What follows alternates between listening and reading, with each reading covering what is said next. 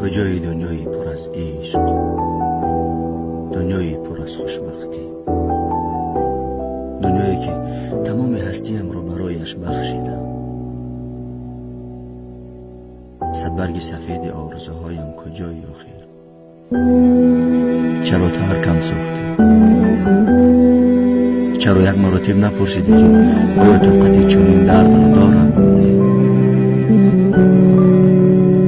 چرا نگذاشتی که باری آخر را باشد گیرم؟ حداقل برای آخران بار شده باشد هم گرمی آغوشت را حس کنم. از کجا معلوم که حالا کجایی با صدای خنده های در خانه کیست؟ سرت را بالای شانه های کی گذاشته ای بود؟ آغوشی که همیشه برای من میکشادی در آن کی را جای داده ای؟ حالا سرم را جای شانه تو بالای شانه دیوار قرار دارم. میدانم تو را یاد آوردن و با عشق تو زندگی را ادامه دادن دیگر یگان معنا ندارد، اما من از این عشق دست کشیدن نمیتوانم. اینک باز به یاد حسن روی گوشه نشستم، با عکسی که زی اشک چشمانم نمنا گشته است یادت میکنم، عکسی که یگانه خاطره از تو مانده است، با عکسی که هر روز با دریای اشک غرق میشم، درد دل میکنم و سخت آغوشش میگیرم. از دوری های دور تو را به یاد میآورم و مثل چوبی تر درون و درون میسوزم. آن روزی ناس هیچ از یادم نمیرود. بدبخترین روزی که باریک زندگیم گشتم، 13 مارت، سنه‌ای که تمام خاطره های تلخ را به یادم میآورد، خاطره هایی که وقتی به یاد آوردن تمام وجودم را میسوزم. سنه‌ای که ما را از هم جدا ساخت، سنه‌ای که با یار خوش کرده خود به کرسی بخت نشستیم. میدانم لحظه‌ای که در برش نشستی مرا از خاطره‌ات پاک کردی. از همان لحظه مرا از زندگی دور ساختی. دیگر چی کرده هم میشد. وقتی که وارد جشن عروسیت گشتم تمام وجودم را گریه فرا گرفته بود و مثل بیگانه ها از دور نظارت میکردم.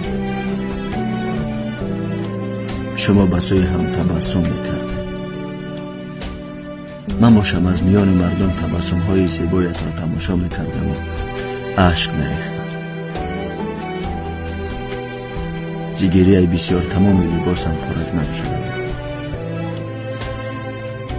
گویا نیم جگرم را کنده گرفته باشم.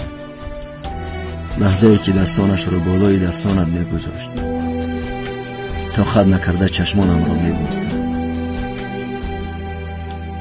تو چقدر لباس های زیبا باور کرده بودی، توری سفیدی که بالای سرت انداخته بودی چقدر تو را میزیدی.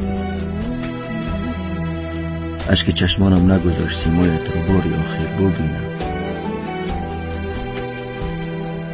از پروردگار خواهش بسیار کردم، اما در برابر آن قدر خواهش یک آرزو، تنها یک آرزو،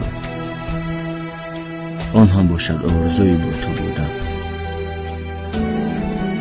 در شب توی به پهلوی نشستن و تو را در لباس سفید دیدن یگانه آرزوی من بود، اما متاسفانه آن هم نصیب دیگر کس شد.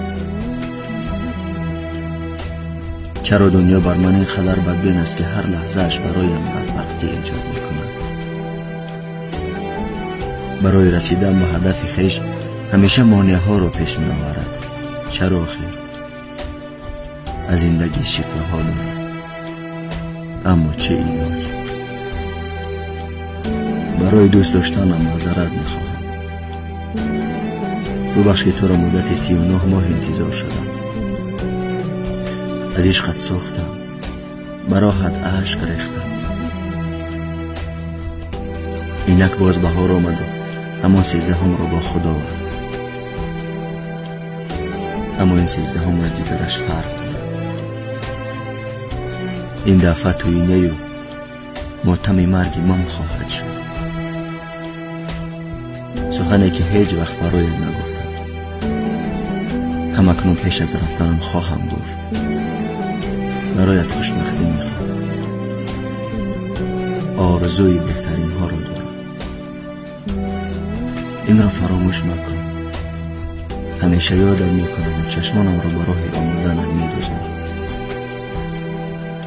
ببخش که در این دنیا برایت در من کار انجام دادن نتوانستم.